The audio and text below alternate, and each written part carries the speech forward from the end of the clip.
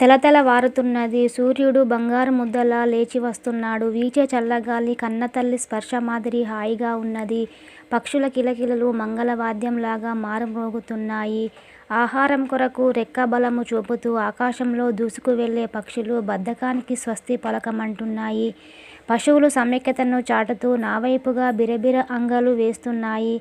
రైతులు నన్ను పలకరించుకుంటా తమ పొలాలకు వెళ్తున్నారు. ఇంతకు నేనెవర్ని అనుకుంటున్నారా?